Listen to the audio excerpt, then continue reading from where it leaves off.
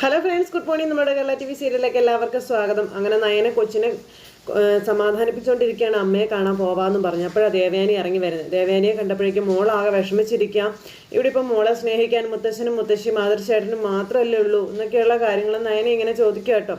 വേറെ ആരും മോളെ കണ്ട ഭാവം പോലും നടിക്കുന്നില്ല എന്നും പിന്നെ അമ്മ നേരത്തെ മുതൽ ഇങ്ങനെ ആയിരുന്നെങ്കിൽ കുഴപ്പമൊന്നും ഉണ്ടായിരുന്നില്ല. ഇതിപ്പോൾ സ്നേഹം കൊടുത്തിട്ട് ഇപ്പോൾ ദേഷ്യം കാണിക്കുകയല്ലേ എന്ന് നയന ഇങ്ങനെ ദേവയാനിയോട് ചോദിച്ചു.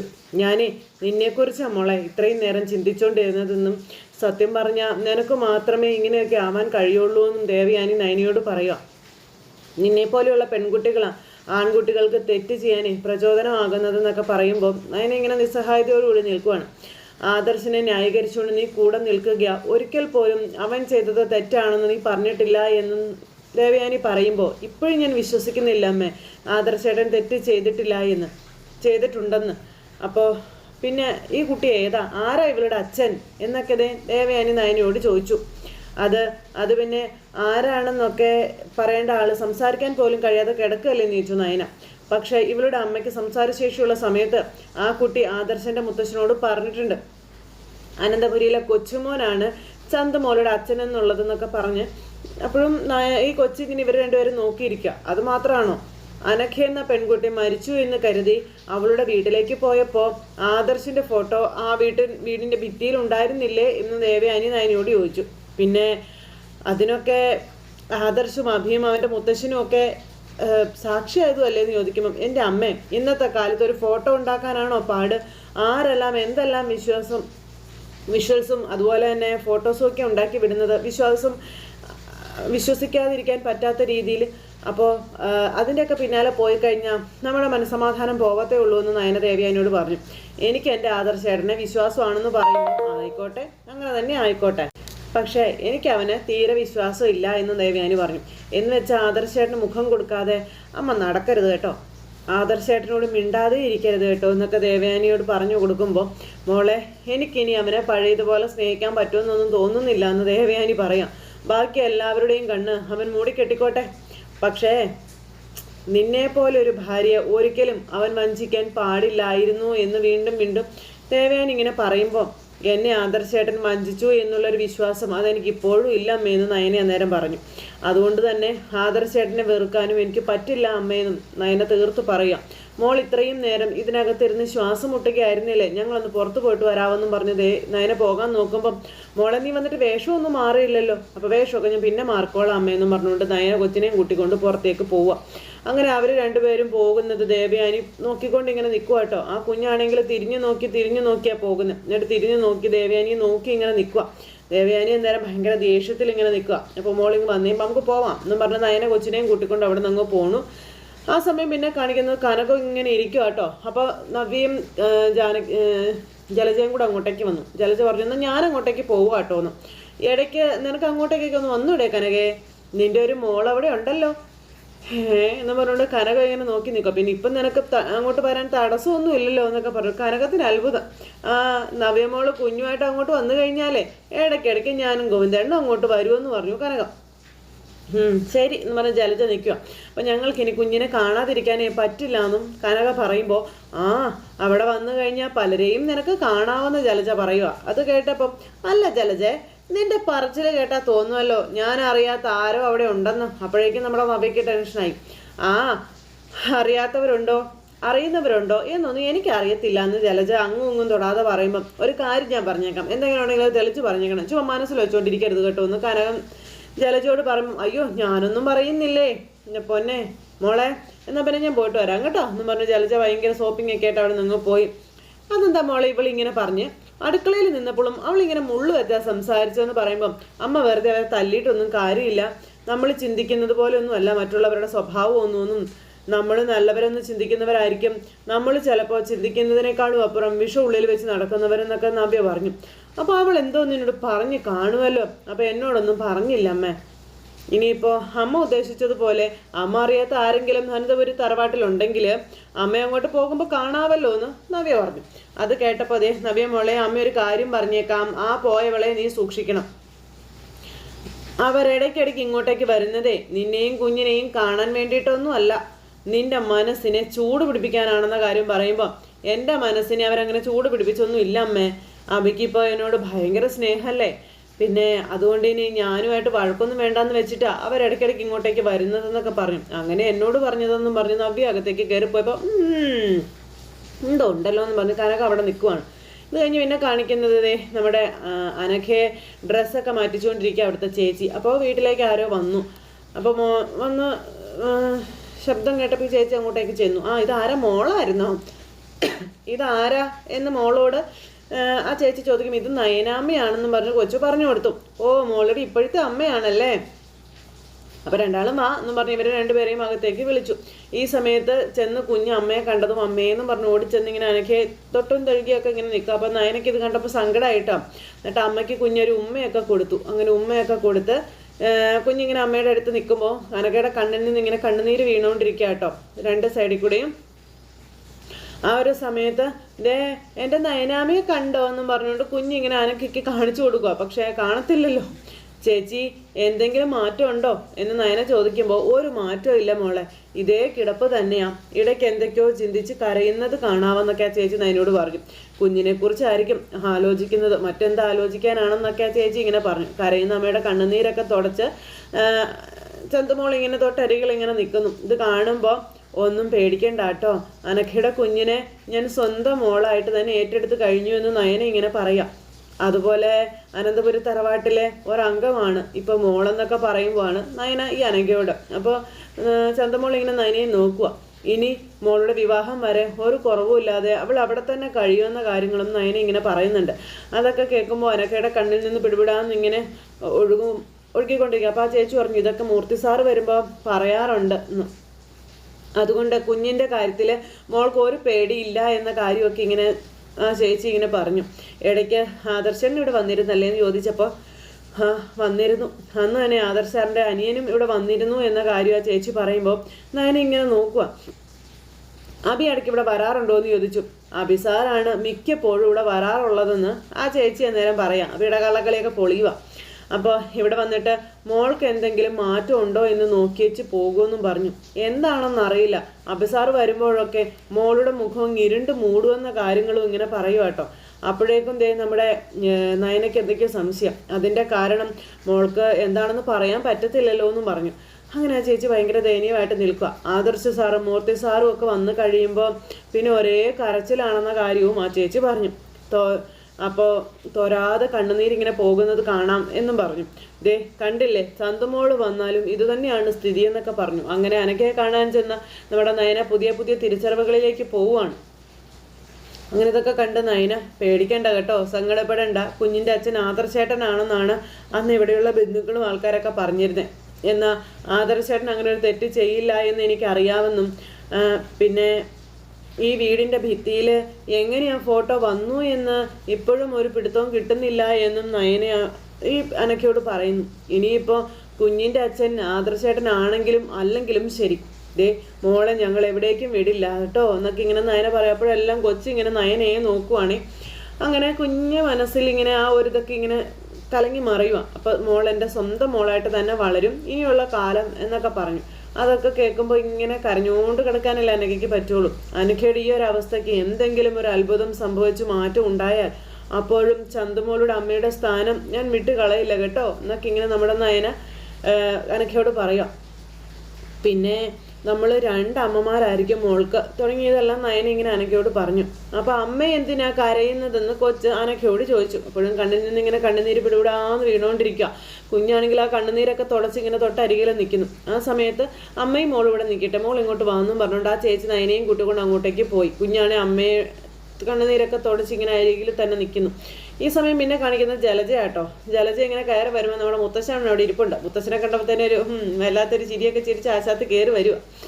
അപ്പോൾ നമ്മുടെ ജലജയെ കണ്ടപ്പം നീ നിൻ്റെ മരുമോളുടെ അടുത്ത് പോയിട്ട് ഇവിടെയുള്ളൊരു കുഞ്ഞുള്ളാരും പറഞ്ഞോ എന്ന് ചോദിച്ചു. അപ്പം ഞാൻ ആരോടും പറഞ്ഞില്ല അച്ഛാ, പിന്നെ എന്തിനാ ഇപ്പോൾ കാരണമില്ലാതെ നീ അങ്ങോട്ടേക്ക് ഓടിപ്പോയത്? ആഹാ, അത് കൊള്ളാം, ഞാൻ ഇതിനു മുൻപ് എത്രയോ തവണ അവിടെ പോയിട്ടുണ്ട് എൻ്റെ അച്ഛാ. അല്ലെങ്കിൽ മരുമകളെ കാണാൻ പോകാത്തതിൻ്റെ പേരിൽ അച്ഛനും അമ്മയൊക്കെ എന്നെ എപ്പോഴും കുറ്റം പറഞ്ഞുകൊണ്ടിരുന്നത് ഇപ്പോൾ പോയത് കുറ്റമായോ എന്നൊക്കെ വലിയ ഡയലോഗ് ഇറക്കി ചോദിക്കും കേട്ടോ. ഞാൻ എൻ്റെ കൊച്ചുമോനെ കാണാനായിട്ട് പോയതാ, പിന്നെ മരുമോൾക്ക് ഇഷ്ടപ്പെട്ടതൊക്കെ ഉണ്ടാക്കി കൊടുക്കുകയും ചെയ്തു. ആ നേരത്ത് നാവ് പിഴച്ചിട്ടൊന്നും ഇല്ലല്ലോ അല്ലേ? എൻ്റെ പൊന്നോ ഇല്ല എൻ്റെ അച്ഛ. ഇനിയിപ്പോൾ നാവ് പിഴച്ചാലും ഇല്ലെങ്കിലും ഇവിടെ ചന്തമോൾ എന്നുള്ളൊരു കൊച്ചുണ്ടെന്ന് ഗോവിന്ദനും കനകയൊക്കെ അറിയത്തില്ലേ അച്ഛ? അത് ആദർശിൻ്റെ കുഞ്ഞാണെന്നും അവരറിയത്തില്ലേ എന്നൊക്കെ ചോദിക്കുമ്പം അത് ചിലപ്പോൾ നിന്റെ മോൻ്റെ കുഞ്ഞാണെങ്കിലോ? ആഹാ, ആദർശിന് കല്യാണത്തിന് മുൻപ് ഒരു കുഞ്ഞുണ്ടായതേ അച്ഛനെ സഹിക്കാൻ പറ്റുന്നില്ലെന്ന് അല്ലേന്ന് ജലജ മുത്തച്ഛനോട് ചോദിച്ചു. അച്ഛൻ ഒരിക്കലും പ്രതീക്ഷിക്കാത്തൊരു കാര്യമാണ് തലയിൽ ഇടുത്തി പോലെ സംഭവിച്ചത്. അതുകൊണ്ട് അവനുണ്ടായ പേരദോഷം എൻ്റെ മോൻ്റെ തലയിൽ വെച്ച് കെട്ടാനാണോ അച്ഛൻ്റെ ശ്രമം എന്ന് ചോദിച്ചു. അങ്ങനെയുള്ള ഉപദേശങ്ങളൊക്കെ ആദർശ് ചിലപ്പോൾ അച്ഛനെ തന്നെന്നിരിക്കുമെന്നൊക്കെ പറഞ്ഞ് ജലജ ഇങ്ങനെ കാട് കയറി പറയുക. ഈ വീട്ടിൽ ഇത്തരത്തിലുള്ള തെറ്റുകൾ ചെയ്യാനുള്ള മനസ്സുള്ളത് അബിക്ക് മാത്രമാണെന്ന് മുത്തശ്ശൻ അന്നേരം ജലജോട് പറഞ്ഞു. അച്ഛാ, അബി അത്ര നല്ല സ്വഭാവക്കാരനൊന്നും അല്ലായിരുന്നു. എന്നാൽ അവനിപ്പോൾ ഒരു കുഞ്ഞൊക്കെ ആയതിനു ശേഷം അവൻ ആകെ മാറിയിട്ടുണ്ട്. അവൻ്റെ സ്വഭാവമൊക്കെ ഒത്തിരി മാറി അച്ഛാ. ആദർശ് ഇങ്ങനെ ഒരു പൊറുക്കാൻ പാടില്ലാത്ത തെറ്റ് ചെയ്തതിൽ അബിക്ക് നല്ല വിഷമമുണ്ട് അച്ഛാ എന്നൊക്കെ പറഞ്ഞ് ഭയങ്കര ഡയലോഗ്. ആദർശിൻ്റെ സ്ഥാനത്ത് അബി ആയിരുന്നു ചന്തമോളുടെ അച്ഛനെങ്കിലേ ഉറപ്പായിട്ടും അവനെ ഇപ്പോഴത്തെ ജോലിയിൽ നിന്നും അച്ഛനും ആദർശും കൂടെ തെറിപ്പിക്കില്ലായിരുന്നു എന്നൊക്കെ ചോദിക്കുക. പിന്നെ ഇവിടെ ഇപ്പോൾ ഒന്നും സംഭവിച്ചിട്ടില്ലല്ലോ. ഇത്രയും വലിയൊരു മഹാപാപം ചെയ്തിട്ടും ആദർശ് MDയുടെ കസേരയിൽ ഉറച്ചു തന്നെ അങ്ങ് ഇരിക്കല്ലേ എന്നൊക്കെ ഇങ്ങനെ ചോദിക്കാം. അവൻ്റെ ഒരധികാരവും അച്ഛനായിട്ട് എടുത്ത് കളഞ്ഞിട്ടില്ലല്ലോ. അങ്ങനെ എടുത്തു കളയേണ്ട ഒരു സമയം വന്നാൽ ഞാൻ ഉറപ്പായിട്ടും അത് ചെയ്തിരിക്കുമെന്ന് മുത്തശ്ശൻ ജലജയോട് പറഞ്ഞു. എന്നാൽ ഇവിടെ ആദർശിൻ്റെ ഭാഗത്ത് തെറ്റില്ലെന്നാണ് എൻ്റെ വിശ്വാസമെന്നും മുത്തശ്ശൻ പറഞ്ഞു. അതെ, അച്ഛൻ്റെ വിശ്വാസം മാത്രമാണ്. ഈ വീട്ടിൽ ഏറ്റവും കൂടുതൽ അച്ഛൻ സ്നേഹിക്കുന്നതേ ആദർശിനെയാണെന്നുള്ള കാര്യമൊക്കെ പറഞ്ഞ് അതുകൊണ്ടാണ് തെളിവ് സഹിതം ആദർശ് തെറ്റുകാരനാണെന്ന് അറിഞ്ഞിട്ടേ അച്ഛൻ അവനൊപ്പം ഉറച്ചു നിൽക്കുന്നതെന്നുള്ള കാര്യവും ജലജ പറഞ്ഞു. പക്ഷേ ഒരു കാര്യം ഞാൻ പറഞ്ഞേക്കാം. ഈ സംഭവത്തോടെ അബിക്കും താഴെയായി പോയി അച്ഛൻ്റെ പുന്നാര കൊച്ചുമോൻ. അങ്ങനെ അച്ഛന് തോന്നിയില്ലെങ്കിലും അങ്ങനെ തോന്നുന്ന പലരും ഈ വീടിനകത്ത് തന്നെ ഉണ്ട്. ഞാൻ ഉൾപ്പെടെ പലരും അങ്ങനെയാണെന്ന കാര്യങ്ങൾ നമ്മുടെ ജലജ ഇങ്ങനെ തട്ടി വിട്ടിട്ട് അവിടെ നിന്ന് അങ്ങ് പോവുക. ജലജ അതും പറഞ്ഞങ്ങ് പോയി. മുത്തശ്ശൻ അവിടെ ഇരിക്കുന്നു. അത് കഴിഞ്ഞ് പിന്നെ നയന കുഞ്ഞിനെയും കൊണ്ട് പാർക്കിലൊക്കെ പോയി ഇങ്ങനെ കളിപ്പിക്കുക. എന്നിട്ട് അമ്മയെക്കുറിച്ച് ഓർത്ത് മോള് വെറുതെ സങ്കടപ്പെടണ്ട കേട്ടോ, മോൾക്ക് ഞങ്ങളൊക്കെ ഇല്ലേ എന്നൊക്കെ ചോദിച്ച് നയന ഇങ്ങനെ കുഞ്ഞിനോട് ഇങ്ങനെ സംസാരിക്കുന്നു. എന്നിട്ട് പിന്നെ കൊച്ചുമായിട്ട് കളിച്ചുകൊണ്ട് ഇങ്ങനെ ഇരിക്കുന്ന ഈ ഒരു സമയത്ത് അങ്ങോട്ടേക്ക് വരികയാണ് നമ്മുടെ മുതലുകൾ രണ്ടും കൂടി വേറെ ആരുമല്ല, വേണുവും ഭാര്യയും കൂടി. അവർ വന്ന് ഇറങ്ങുമ്പോൾ ഈ കാഴ്ച കാണുന്നത്. അതും വേണുവാ കണ്ട. നീ ആ കാഴ്ച നോക്കിയാടി എന്നും പറഞ്ഞ് കാണിച്ചു കൊടുക്കുക. അപ്പോഴേക്കും എൻ്റെ വേണുവേട്ടാ ഞാനിത് കണ്ടില്ലല്ലോ എന്നും പറഞ്ഞ് രേവതി പറഞ്ഞു. അല്ലെങ്കിൽ വേണ്ടുന്ന കാഴ്ചയൊന്നും നീ കാണത്തില്ലല്ലോ എന്നും പറഞ്ഞ് വേണു എന്നിട്ട് കാണിച്ചു കൊടുക്കുമ്പോൾ പറഞ്ഞതുപോലെ അവളുടെ ഫോട്ടോ നമുക്ക് അയച്ചു തന്നായിരുന്നല്ലോ ആ കൊച്ചാ അത്. എന്നാൽ പിന്നെ വാ നമുക്ക് അവളുടെ മനസ്സൊന്ന് കുത്തി ഇളക്കിയിട്ട് പോകാമെന്നും പറഞ്ഞുകൊണ്ട് കെട്ടിയനും കെട്ടികളും കൂടെ നയനയുടെ അടുത്തേക്ക് ചെല്ലുക. അപ്പോൾ ഇവരെ കണ്ടപ്പോഴത്തേക്കും കുഞ്ഞ് പേടിച്ച് പറിച്ച് നയനയുടെ പുറകിലേക്ക് ഇങ്ങനെ മാറുക കേട്ടോ. അതിന് ശരിക്കും പേടിയായി. അപ്പോൾ ഇനിയിപ്പോൾ നീ പ്രസവിച്ചില്ലെങ്കിൽ എന്താ, നിനക്ക് താലോലിക്കാൻ ഒരു കൊച്ചിനെ കൊണ്ട് തന്നില്ലയോ നിന്റെ കെട്ടിയോ എന്നൊക്കെ പറഞ്ഞുകൊണ്ട് ഇവർ പറയുന്നു. അതെ, എൻ്റെ ഭർത്താവും മുത്തശ്ശനും കൂടി തന്നെയാണ് എനിക്ക് ഈ കുഞ്ഞിനെ കൊണ്ടുവന്ന് തന്നത്. അതിൻ്റെ സന്തോഷം എനിക്കിപ്പോഴും ഉണ്ടെന്നതേ നയന പറഞ്ഞു. അത് തന്നെ അടി ഞങ്ങളും പറഞ്ഞത് എന്ന് പറഞ്ഞ് രേവതി അന്നേരം. ഇനിയിപ്പോഴേ നീ ഒരു ഗൈനക്കോളജിസ്റ്റിനെ ഒന്നും കാണാൻ ശ്രമിക്കേണ്ട കേട്ടോ, ഈ കുഞ്ഞിനെ സ്വന്തം കുഞ്ഞായിട്ട് അങ്ങ് ഏറ്റെടുത്തോളാം രേവതി പറയുമ്പം. അതെ, നിങ്ങൾ പറയേണ്ട കാര്യമൊന്നുമില്ല, ഞാനിപ്പോൾ അങ്ങനെ തന്നെയാണ് ഏറ്റെടുത്തിരിക്കുന്നത്. അത്രേ ഞങ്ങളും പറഞ്ഞോളൂ. ചിലർക്ക് അങ്ങനെയാ രേവതി, അന്യൻ്റെ കുഞ്ഞിനെ കൊണ്ട് അമ്മയെന്ന് വിളിപ്പിക്കാനാണ് യോഗം എന്നൊക്കെ പറഞ്ഞ് വേണു വലിയ തട്ടി വിടുന്നു. പിന്നെ അത് തിരുത്താനൊന്നും പറ്റത്തില്ലല്ലോ എന്നൊക്കെ പറഞ്ഞ് ആ കുഞ്ഞിനെയും നയനയെയും അവിടെ ഇട്ട് വേദനിപ്പിച്ചുകൊണ്ടേ ഇരിക്കുക. അന്യൻ്റെ കുഞ്ഞായാലും സ്വന്തം കുഞ്ഞായാലും ശരി, കുഞ്ഞുങ്ങൾക്ക് സ്നേഹം കൊടുത്തു കഴിഞ്ഞാൽ അവരത് തിരിച്ചറിയുമെന്ന് നയന പറയുക. ഇന്നത്തെ കാലത്ത് അങ്ങനെയല്ല തിരിച്ചു തരലും കാര്യങ്ങളൊന്നും ഇല്ല എൻ്റെ പൊന്നു പെണ്ണെ. അങ്ങനെ നിനക്കൊരു കുഞ്ഞിനെ വളർത്താൻ ആഗ്രഹം ഉണ്ടായിരുന്നെങ്കിലേ മനുഷ്യക്കുഞ്ഞിനേക്കാളും നല്ലത് മൃഗത്തിൻ്റെ കുഞ്ഞായിരുന്നു എന്നും വേണു നയനയോട് പറയണു. പിന്നെ നായയുടെ കാര്യം കേട്ടോ ഞാൻ പറഞ്ഞത്. പറഞ്ഞുകൊണ്ട് രേവതി ആക്ഷേപിച്ച് ചിരിക്കുമ്പം അതിപ്പോൾ എല്ലാവർക്കും ബാധകമാണ്. ഈ ലോകത്ത് ഒട്ടും നന്ദിയില്ലാത്തവളാണ് നിങ്ങളുടെ മോള്. എന്നാൽ പിന്നെ ആ മോളെ പ്രസവിക്കേണ്ടെന്ന് ഇവരോട് പറഞ്ഞിട്ട് വേറൊരു നായ്ക്കുട്ടിയെ വാങ്ങിച്ചു കൊടുത്തുകൂടായിരുന്നു ഇവർക്കെന്ന് നയന ചോദിച്ചു. എടി അനാവശ്യം പറഞ്ഞാലുണ്ടല്ലോ എന്നും പറഞ്ഞ് രേവതി. ഇത് പാർക്കാണെന്നൊന്നും ഞാൻ നോക്കത്തില്ല എന്ന് രേവതി വലിയ തട്ടി വിടുക. അപ്പം അത് തന്നെയാണ് എനിക്കും പറയാനുള്ളത്. പറയാൻ പാടില്ലാത്തത് പറഞ്ഞു കഴിഞ്ഞാൽ പരിസരം ഞാനും നോക്കില്ല, ഓർത്തോളാൻ പറഞ്ഞു. അപ്പോഴേ ഞാൻ നിങ്ങളോട് പറഞ്ഞതാ ഇവളെപ്പോലെ ഒരു അസത്തിൻ്റെ അടുത്ത് വരണ്ടാന്ന്. പിന്നെ എന്തിനാ നിങ്ങൾ കയറി വന്നേ? ചന്തുമോളെ ചേർത്ത് എന്നെ ഒന്ന് കുത്തി നോവിക്കാന്ന് കരുതി, അതിനല്ലേ നിങ്ങൾ വന്നതെന്ന് നയന ചോദിക്കുമ്പോൾ അയ്യോ ഇവളെ നേരിട്ട് കണ്ടിട്ടില്ലല്ലോ, അപ്പോൾ അതുകൊണ്ടൊന്ന് കാണാമെന്ന് കരുതി വന്നതാണെന്നും ഇപ്പൊ കണ്ടു. എന്തായാലും നിനക്ക് പറ്റിയ കുഞ്ഞു തന്നെയാ. അതിന്റെ മോന്ത കണ്ടാൽ അറിയാം. ആയിക്കോട്ടെ, അതൊക്കെ ഞങ്ങളങ്ങ് സഹിച്ചാൽ പോരെ, നിങ്ങൾക്ക് എന്താന്ന് ചോദിച്ചു നയനെ. ആരോരും ഇല്ലാത്തൊരു കുഞ്ഞ് അതിന്റെ മുഖത്ത് നോക്കി വേദനിപ്പിക്കാനേ വലിയ ഉത്സാഹം നിങ്ങൾക്കല്ലേ? എടി, ആരോരും ഇല്ലാത്തതാണെന്ന് നിന്നോട് ആരാ പറഞ്ഞത്? നിന്റെ ഭർത്താവല്ലേ ഈ പെണ്ണിന്റെ അച്ഛൻ. ആദർശേട്ടൻ അച്ഛൻ മാത്രമല്ല, ഞാൻ അമ്മയും കൂടിയാണെന്ന് നയന പറയുമ്പം, എന്നാൽ പിന്നെ അച്ഛനും അമ്മയും കൂടെ ചേർന്ന ഒരു താരാട്ടൊക്കെ ഇരുന്ന് പാടടി, അവനെയും കൂടെ വിളിച്ചുകൂടായിരുന്നോ എന്നൊക്കെ ചോദിച്ചോണ്ട് വേണു ഇങ്ങനെ കയറി പോകുമ്പോ, എന്നിട്ടേ ഇവളെ പിടിച്ചങ്ങ് നടുക്കിരുത്താനും വയ്യായിരുന്നു എന്നൊക്കെ രേവതി ചോദിച്ചു. അത് കേട്ടപ്പം, അത്തരം കാഴ്ചകളെ ഉടനെ നിങ്ങൾക്ക് കാണിച്ചു തരാം, അതോടുകൂടി നിങ്ങളുടെ പരാതി അങ്ങ് തീരുമല്ലോ എന്ന് പറഞ്ഞു നയന.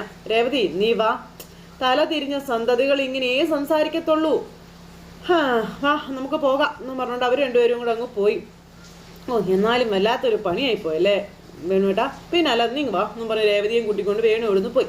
ആ സമയത്ത് ഇതുപോലെയുള്ള ചീത്ത ആൾക്കാർ പറയുന്നത് കേട്ടിട്ട് മോൾ വിഷമിക്കരുത് കേട്ടോ എന്ന് നമ്മൾ നയന കൊച്ചിനോട് പറഞ്ഞു കൊടുക്കുമ്പോൾ ചിരിച്ചേന്ന് പറഞ്ഞുകൊണ്ട് എന്നിട്ട് കുഞ്ഞിനെ ചിരിപ്പിക്കുന്നു. അത് കഴിഞ്ഞതിന് ശേഷം എന്നെ കാണിക്കാൻ മുത്തശ്ശനും മുത്തശ്ശിയും കൂടി ഇരുന്നിങ്ങനെ